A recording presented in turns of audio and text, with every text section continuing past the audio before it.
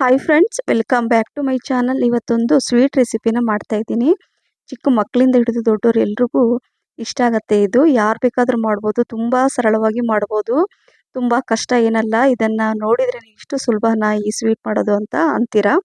Doodh peda recipe ಬೇಕರಿಗಿಂತಲೂ ರುಚಿಯಾಗಿರುತ್ತೆ, hygienic ಆಗಿರುತ್ತೆ, ರುಚಿ ಕೂಡ ಹೆಚ್ಚಾಗಿರುತ್ತೆ. ಈ ರೀತಿ ಮಾಡಿ ಗಾಜಿನ ಜಾರಲ್ಲಿ ಇಟ್ಬಿಡಿ. ಮಕ್ಕಳೇನಾದರೂ ಸ್ವೀಟ್ ಕೇಳಿದರೆ ಅವಾಗವಾಗ ನೀವು ಇದನ್ನು ಒಂದೊಂದಾಗಿ ಕೊಡ್ಬೋದು. ಸೊ ನೋಡಿ ಎಷ್ಟು ಚೆನ್ನಾಗಿ ಸಾಫ್ಟ್ ಆಗಿದೆ, ಬಾಯಲ್ಲಿಟ್ಟರೆ ಕರಗಿ ಹೋಗುತ್ತೆ, ಅಷ್ಟೊಂದು ರುಚಿಯಾಗಿರುತ್ತೆ. ನೋಡಿ ನಾನು ಈ ರೀತಿ ಮಾಡಿ ಇಟ್ಬಿಟ್ಟಿದ್ದೀನಿ. ಮಕ್ಕಳೇನಾದರೂ ಸ್ವೀಟ್ ಕೇಳಿದರೆ ನಾನು ಯಾವಾಗವಾಗ ಇದನ್ನು ಕೊಡ್ತೀನಿ. ಬನ್ನಿ ಯಾವ ರೀತಿ ಮಾಡೋದು ಅಂತ ನೋಡೋಣ. ಇಲ್ಲಿ ಒಂದು ನಾನು ನಾನ್ ಸ್ಟಿಕ್ ಪ್ಯಾನೆಲ್ಲ ತೊಗೊಂಡಿದ್ದೀನಿ. 1 ಕಪ್ಪಷ್ಟು ಹಾಲು ತೊಗೊಂಡಿದ್ದೀನಿ.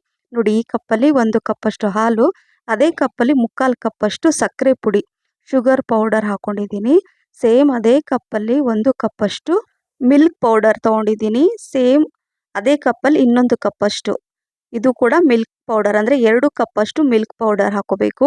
1 ಕಪ್ ಹಾಲು, 3/4 ಕಪ್ಪಷ್ಟು ಶುಗರ್ ಪೌಡರು ಅಂದರೆ ಸಕ್ಕರೆ ಪುಡಿ, 2 ಕಪ್ಪಷ್ಟು ಮಿಲ್ಕ್ ಪೌಡರ್.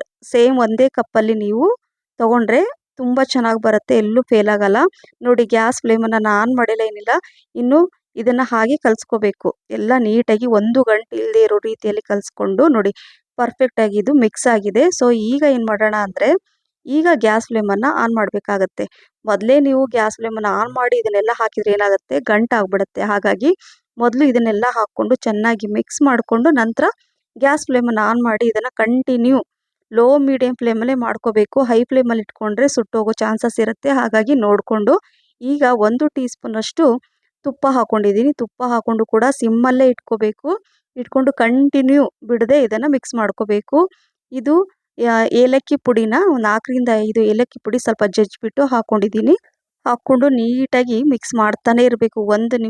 ಸ್ವಲ್ಪ ಹೊತ್ತು ಕೂಡ ಅದನ್ನು ಬಿಡಲೇಬಾರ್ದು, ಬಿಟ್ಟರೆ ತಳ ಹಿಡಿಯೋ ಚಾನ್ಸಸ್ ಇರುತ್ತೆ. ಹಾಗಾಗಿ ಆದಷ್ಟು ಇದನ್ನು ಮಾಡೋದಿದ್ರೆ ನಾನ್ ಸ್ಟಿಕ್ ಮಾಡಿದರೆ ಯಾರಿಗೂ ಟೆನ್ಷನ್ನೇ ಇರಲ್ಲ. ಈಗ ಮತ್ತೊಂದು ಟೀ ಸ್ಪೂನಷ್ಟು ತುಪ್ಪನ ಹಾಕ್ಕೊಂಡು ನೀಟಾಗಿ ನೋಡಿ ಈ ರೀತಿಯಾಗಿ ಬರಬೇಕು. ಅದು ಮಿಕ್ಸ್ ಮಾಡ್ತಾ ಮಾಡ್ತಾ ಗಟ್ಟಿ ಹದಕ್ಕೆ ಬರಬೇಕು.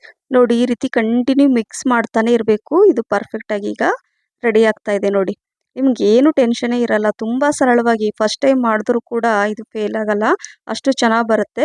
ಈಗ ಗ್ಯಾಸ್ ಫ್ಲೇಮನ್ನು ಆಫ್ ಮಾಡಿಬಿಟ್ಟು ಇಲ್ಲಿ ನಾನು ಒಂದು ಪ್ಲೇಟನ್ನು ತೊಗೊಂಡಿದ್ದೀನಿ. ಇದರಲ್ಲಿ ಒಂದು ಸ್ವಲ್ಪ ತುಪ್ಪ ಅಥವಾ ಎಣ್ಣೆ ಏನಾದರೂ ನೀವು ಹಾಕ್ಕೊಳ್ಳಿ. ತುಪ್ಪ ಹಾಕ್ಕೊಂಡ್ರೆ ಒಳ್ಳೆಯದು. ತುಪ್ಪನ ಸವರ್ಕೊಂಡು ಈಗ ಇದನ್ನು ಇದರಲ್ಲಿ ಹಾಕೋಬೇಕಾಗತ್ತೆ. ಇದು ಬಿಸಿ ಇದೆ ಅಲ್ವಾ, ಸೊ ಹಾಗಾಗಿ ಮೊದಲು ತಕ್ಷಣ ಒಂದು ಪ್ಲೇಟಲ್ಲಿ ತೆಗಿಬೇಕು. ನಂತರ 1 ಸ್ಪೂನಿಂದ ಮಿಕ್ಸ್ ಮಾಡ್ಕೋಬೇಕು ಬೇಗ ಮಾಡಬೇಕಂದ್ರೆ, ಅಥವಾ ಸ್ವಲ್ಪ ತಣ್ಣಗಾದ್ಮೇಲೆ ಕೈಯಿಂದ ಸ್ವಲ್ಪ ಇದನ್ನು ಮಿಕ್ಸ್ ಮಾಡ್ಕೋಬೇಕು. ನಾನು ತೋರಿಸ್ತಾ ಇದ್ದೀನಲ್ವ, ಈ ರೀತಿಯಾಗಿ ಸ್ವಲ್ಪ ಕೈಗೆ ಬೇಕಾದ್ರೆ ತುಪ್ಪ ಸವರ್ಕೊಳ್ಳಿ. ನಂತರ ಒಂದು ಮೀಡಿಯಮ್ ಸೈಜಲ್ಲಿ ಒಂದು ಸ್ವಲ್ಪ ತೊಗೊಂಡು ಅದನ್ನು ಈ ರೀತಿಯಾಗಿ ರೋಲ್ ಥರ ಮಾಡಿ ನಂತರ ಇದನ್ನು ಪ್ರೆಸ್ ಮಾಡಬೇಕು. ನೋಡಿ ಈ ರೀತಿಯಾಗಿ ಮಾಡಿ ಒಂದೊಂದಾಗಿ ಇಟ್ಕೊಳ್ತಾ ಇದ್ದೀನಿ. ಸೊ ನೋಡಿದ್ರಲ್ಲ, ಸೇಮ್ ದೂದ್ ಪೇಡ ಯಾವ ರೀತಿ ಶೇಪಲ್ಲಿ ಇರುತ್ತೋ ಆ ರೀತಿಯಾಗಿ ಇದನ್ನು ಮಾಡಿ ಇಟ್ಕೋಬೇಕು. ತುಂಬ ಸರಳ. ಅದನ್ನು ಮಿಕ್ಸ್ ಮಾಡ್ಕೊಳ್ಳೋಕ್ಕೆ ಒಂದು 7-8 ನಿಮಿಷ ಬೇಕಾಗತ್ತೆ ಅಷ್ಟೇ. ಅಷ್ಟು ಟೈಮ್ ಬೇಕಾಗತ್ತೆ. ಅದು ಬಿಟ್ಟರೆ ತುಂಬ ಟೈಮ್ ಆಗುತ್ತೆ, ಟೆನ್ಷನ್ನು, ತುಂಬ ಪಾತ್ರೆ ತೊಳೆಯೋದು ಆ ಥರ ಏನೂ ಆಗಲ್ಲ. ಜಸ್ಟ್ ನೀವು ನೋಡ್ತಾ ಇರ್ಬೋದು ನಾನು ಯಾವ ರೀತಿ ಮಾಡಿದ್ದೀನಿ. ಏನಾದರೂ ಸ್ವೀಟ್ ತಿನ್ನಬೇಕು ಅಂತ ಅನಿಸಿದರೆ ಥಟ್ ಅಂತ ಕೂಡ ನೀವು ಮನೇಲಿ ಏನಾದರೂ ಮಿಲ್ಕ್ ಪೌಡರ್ ಇದ್ದರೆ ಇದನ್ನು ತುಂಬ ಸರಳವಾಗಿ ಮಾಡ್ಬೋದು, ಮತ್ತು ತುಂಬ ರುಚಿ ಕೂಡ ಇರುತ್ತೆ. ಚಿಕ್ಕ ಚಿಕ್ಕ ಮಕ್ಕಳು ಇರ್ತಾರಲ್ವ, LKG UKG ಮಕ್ಕಳು ಅಥವಾ ದೊಡ್ಡವರು ಕೂಡ ಇದು ಇಷ್ಟಪಟ್ಟು ತಿಂತಾರೆ. ಹಾಗಾಗಿ ಇದನ್ನು ಬೇಕರಿಯಲ್ಲಿ ತಂದು ತಿನ್ನೋದಕ್ಕಿಂತ ಬೆಟರ್ ನಾವು ಮನೆಯಲ್ಲೇ ಈ ರೀತಿ ಮಾಡೋದು. ಸೊ ನೋಡಿ ಎಲ್ಲ ನಾನು ದೂದ್ ಪೇಡನ ಮಾಡಿ ಈ ಥರ ಇಟ್ಕೊಂಡಿದ್ದೀನಿ. ನೋಡಿ ಇಷ್ಟೆಲ್ಲ ದೂದ್ ಪೇಡ ರೆಡಿ ಆಯಿತು. ಕೇವಲ ಒಂದು 20 ನಿಮಿಷದಲ್ಲಿ ಮಾಡ್ಬೋದು ಥಟ್ ಅಂತ. ಹಾಗಾಗಿ ಬೇಕರಿಯಲ್ಲಿ ಹೋಗಿ ತಂದು ತಿನ್ನೋದಕ್ಕಿಂತ ಬೆಟರ್ ಮನೆಯಲ್ಲಿ ನಾವು ಈ ರೀತಿ ಮಾಡೋದು. ಈಗ ಇದೆಲ್ಲ ದೂದ್ ಪೇಡ ರೆಡಿ ಆಯಿತು. ಈ ಥರ ಇದು ಇನ್ನೂ ಚೆನ್ನಾಗಿ ಕಾಣಿಸ್ಬೇಕಂದ್ರೆ ಏನು ಮಾಡಬೇಕಂದ್ರೆ, ಈ ಬಾದಾಮಿನ ಸ್ವಲ್ಪ ಪೌಡ್ರ್ ಮಾಡಿ ಇಟ್ಕೋಬೇಕು. ಸ್ವಲ್ಪ ತರಿಯಾಗಿ ಈ ರೀತಿ ಮೇಲೆ ಇಟ್ಬಿಟ್ರೆ ತುಂಬ ಚೆನ್ನಾಗಿ ನೋಡ್ಲಿಕ್ಕೆ ಕೂಡ ಚೆನ್ನಾಗಿ ಕಾಣಿಸುತ್ತೆ, ಮತ್ತು ತಿನ್ಲಿಕ್ಕಂತೂ ಸೂಪರ್ ಅಂತ ಹೇಳ್ಬೋದು.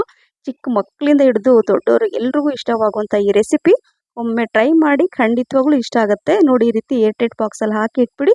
ಮಕ್ಕಳು ಏನಾದರೂ ಸ್ವೀಟ್ ಕೇಳಿದರೆ ಇದನ್ನು ಕೊಡಿ, ತುಂಬ ಖುಷಿಯಿಂದ ತಿಂತಾರೆ. ಮತ್ತು ಯಾವುದೇ ಹಬ್ಬ ಹರಿದಿನ ಇದ್ರೂ ಕೂಡ ನೀವು ಮಾಡಿ ತಿನ್ಬೋದು. ಈ ರೆಸಿಪಿ ಇಷ್ಟ ಆಗಿದ್ರೆ ಲೈಕ್, ಶೇರ್, ಕಮೆಂಟ್ಸ್ ಮತ್ತು ಸಬ್ಸ್ಕ್ರೈಬ್ ಮಾಡಿ. Thank you for watching. Bye.